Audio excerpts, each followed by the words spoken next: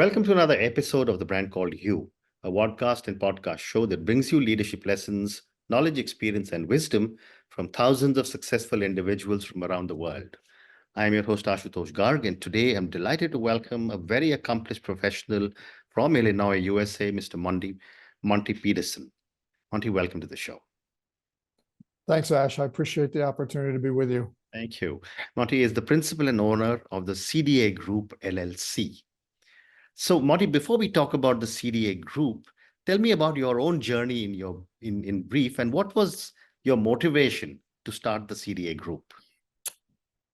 Yeah. So similar to your background, I spent 34 years in corporate America with two global contract management service providers, and for the most part, I had a very good experience. And obviously, you spend that much time with a corporation, you have to be doing something right. Right. But towards the end of my career, the business and the industry segment I was in really changed. It was highly commoditized, and these organizations just didn't appreciate what I could do as a manager anymore. And so when I left largely unfulfilled.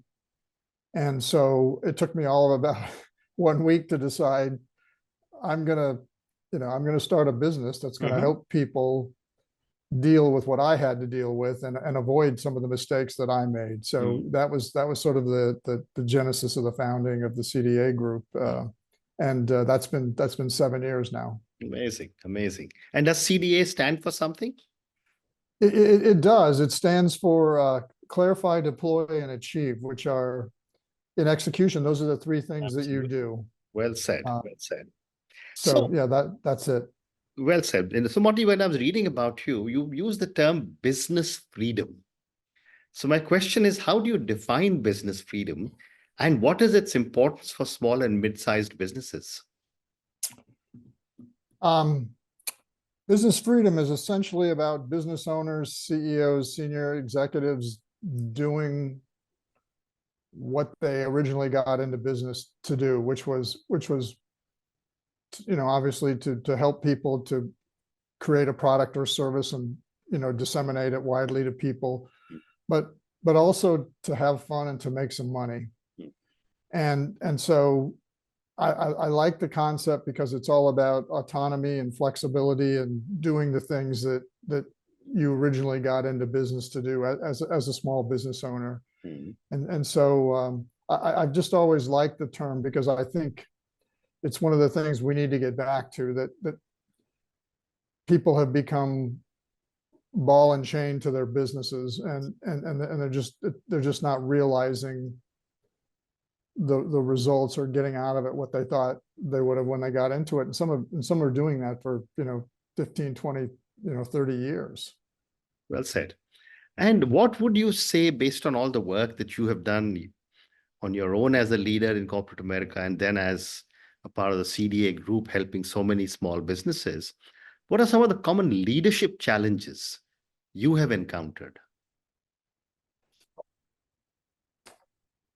Well, I encountered quite a bit, from the corporate world. But if I were to take a step back and take a little bit more global approach, I think the most glaring challenge is that organizations don't teach leadership development to their people. Here in the States, Franklin Covey, I think, did a survey that said it's an average of 12 years once someone reaches a management level or leadership level position before they get any leadership training. And so, we're completely blinded because we're working with people on, from their technical abilities alone, and we're not teaching them how to be functional in the job. Right. And the best example of that is, we hire people for their resume experience, right? Technical ability, but 99.9% of the time we fire them for an inability to get along with people. Right. And so that's just one example. But that's interesting. Go ahead. it's one of the reasons why I got into the business, and why Mm. I like what it is I do, and why it's so important to, I mean, my core business is strategy execution, but Mm. I find it so inherently linked to leadership that I end up, helping develop leaders in the process. Well said. And again, based on the work that you do, what are some of the bad habits businesses often develop that hinder their success? Yeah, this is a lengthy list, but I would say, one of the most, again, another very, very glaring example is, there's two important activities in every business. You Mm. have the day-to-day functionality that you have to manage and operate, and of course the fires that kind of accompany those, and that's what most people focus on. Mm. But what leaders forget about is, what moves the needle for the organization, what Mm. improves us, what helps us grow, what helps us learn, and those are improvement activities. And the day-to-day totally overshadows the improvement activities, and so leaders don't do what's necessary to move the organization Mm. forward. So they Mm. just, this is part of the reason why they just end up standing still or managing to the status quo. Mm. Well said. A few minutes back, you mentioned that, strategy execution is something that you do a lot of work in. Uh, when you look at small and medium businesses, what are some common misconceptions about strategy execution that you have seen? Um, Number one is probably they don't look at them as two separate disciplines. Mm. They're obviously integrated and wholly dependent upon each other, Mm. but they're two completely different things. Mm. And a lot of people have this impression that if you develop a great strategy, all you have to do is share it with your people, and it's Mm. going to happen. Which of course we know is fallacy. Um, you need a plan for executing that strategy, and it's something that probably takes 5 to 10 times more the effort than it does to develop the strategy. And if you don't pay attention to that and do it in great detail, then more than likely you're going to struggle. That's probably the first thing. The Mm. second thing is recognizing that probably 93% of all strategies change. Really emerging strategy is really a better term for it, because Mm.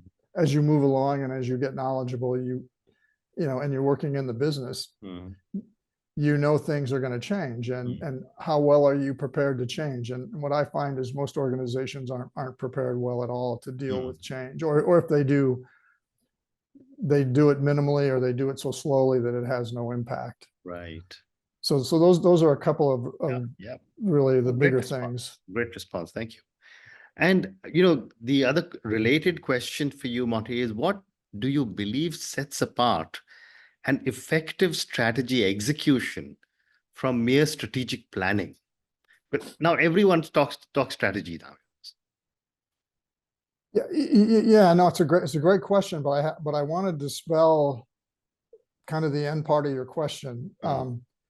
I don't believe that there is such a thing as strategic planning. Mm-hmm. I believe that there's strategy and there's planning, and obviously, um, strategy is thinking about what we're going to do. It's essentially a theory, right? And we're gonna go out and we're going to try and prove this theory in this playing field, on what we're going to do. Mm. Planning is more related to the execution component, where we have to take that strategy and we have to say, okay, here are the things that we believe we need to do, Mm. and here's where we're going to start, and here's how we're going to progress. Um, so anyway, strategic planning aside, strategy execution is a discipline unto itself, and if we can't cohesively work as a team and get everybody in the organization connected to what we're trying to do, Mm-hmm. then we're going to struggle achieving the organization's objectives, because Mm. in effect, what a good strategy execution system or plan or program will do is to align the daily tasks and activities of everybody on the team with what we're trying to accomplish.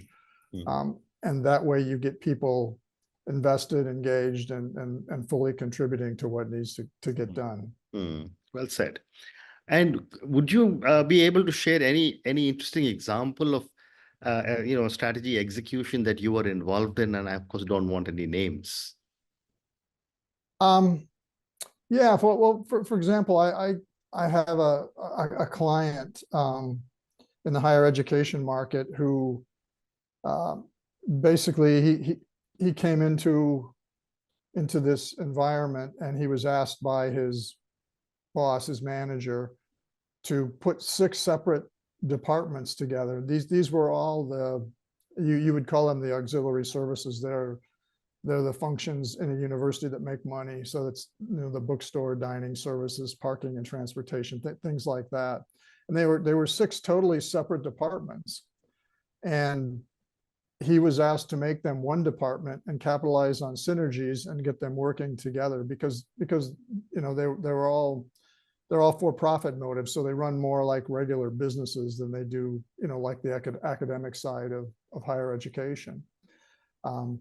And one of the biggest problems that this leader had was getting people to say yes to people, because everybody had kind of worked in their silos, and they'd drawn barriers, and they refused to work with each other, and they got to a point where they were sort of selfish and self-oriented versus thinking about the greater good, that what they can do. And through the use of Keenlink and strategy execution management process, he was able to make them a very cohesive and functional group that today, now 3 or 4 years later, is producing at a much higher level, and the whole perception of that part of campus auxiliaries is well thought of on that campus. Very interesting.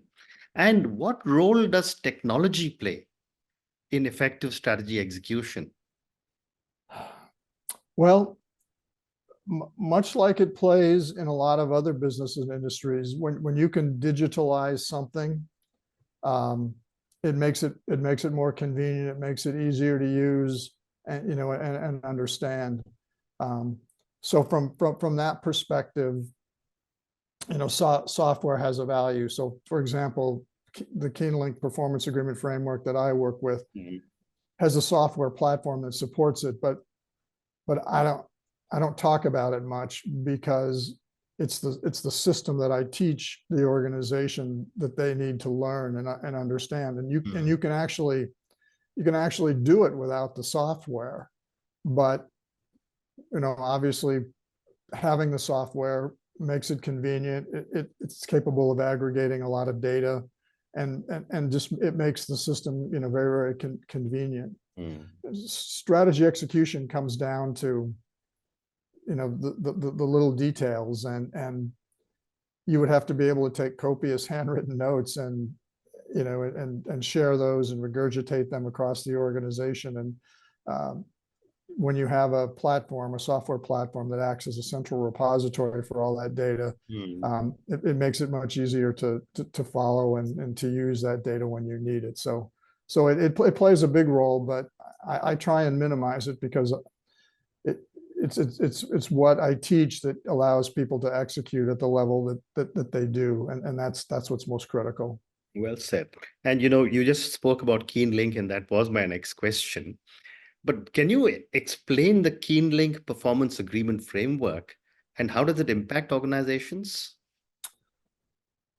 Well, I could explain it, but it'd probably take three or 4 hours. But Okay.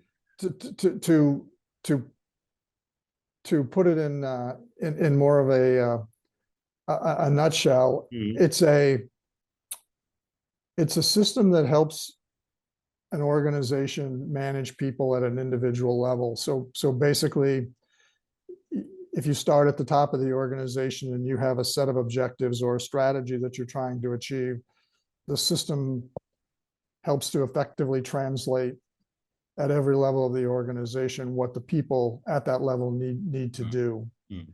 And so it's this repeatable methodology that's easy to learn and understand. And once people learn it and they do it, it's very, very intuitive. Mm. And so, like a lot of tools and processes out there, people come in and they train for them, and then they leave, and then they're quickly forgotten. Well, this is the kind of thing that once you teach accountability, once you understand accountability, and you have a focusing mechanism that keeps you aligned with what your organization's doing, you become dependent on it. And as a facilitator, I never leave an organization. So as long as they have my framework in place and they're using it, I'm there. It's my role to embed the framework into their daily pattern of management. It's their job to continue to run the business. And so it's a nice relationship, because I can make sure that things are getting done, and I can be accountable to the senior leaders while also helping everybody throughout the organization to use the system to their advantage. Fascinating. And Marty, how important is employee engagement in the context of executing strategy? Well, it's very important. It's interesting because I just posted on LinkedIn this morning on that subject. Employee engagement, and again, how people use the term, as an HR driven program or policy, never really gets legs. If your engagement isn't at a high enough level every day with your people, meaning there's trust and respect built between direct reports and managers, and that's pervasive throughout the organization. If you don't have that, it really doesn't matter what kind of employee engagement program you bring into the organization. So strategy execution by its nature is a high involvement, high engagement activity. People are required to contribute. They have a say in what happens on a day-to-day basis and in the long term, with the organization. And now, obviously, not everybody in the organization touches everything, but leaders get them involved to the point where they understand what they need to do and know they're contributing, and they know that what they do is of value, and that leadership wants their perspective. So that's the kind of culturally integrated experience that I think you need if you're going to get engagement at that level, where people love the company, promote it, want to stay, and want other good people to come into the organization to help them do even better. Very well said. So time for 2 or 3 more questions. Monty, how do you address resistance to change? Based on my experience, most people like status quo or even status quo ante. How do you address resistance to change when you are going through some changes? Well, it really depends on the kind of change, Ash, that you're going through, because there's 2 types in my book, right? There's transformative change, which is the best example I can come up with is you're renovating your house, right? You're rebuilding your house, whereas transactional change is much simpler, but it's more akin to wallpapering the bathroom. Transformative change can be very painful, and when you think about resistance, it's really not changing that people fear. They fear what's going to happen to them as a result of the change. And so you have to spend a lot of time allaying that fear so that people don't. I mean, anytime you hear change in an organization, what do people automatically think about? Layoffs, cutting costs, this is my livelihood, what am I going to do? So that creates the panic. But if you're proactive about it, and you're talking to people up front, and you're introducing the change early, and you're communicating with people directly about what's going to happen, and you let them ask their questions, And again, be involved in the process rather than just sort of dictating to them, what your perception is as the corporate leadership, right? And it's easy for the leaders to stand up because they're going to keep their jobs, right? So it's really largely just a matter of being forward thinking in terms of how you work with your people. I have a friend who's famous for saying there will always be resistance until there's none. Okay, yes. And so if you think about things in that term, you think about it from the perspective of, what am I going to do? Because people are going to react differently, or they're going to react negatively.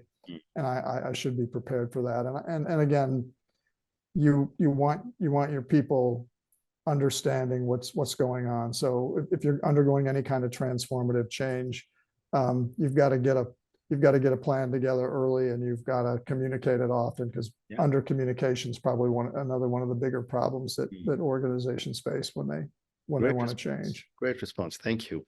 And Monty, my last question to you, and this is for the many, many people who will listen to our conversation. And a lot of them are either startup entrepreneurs or aspiring entrepreneurs. Based on your deep understanding of strategy, what would you say are 3 lessons you would want a lot of new entrepreneurs to take away? I would share with them, Ash, that strategy and execution are all about investing in their people.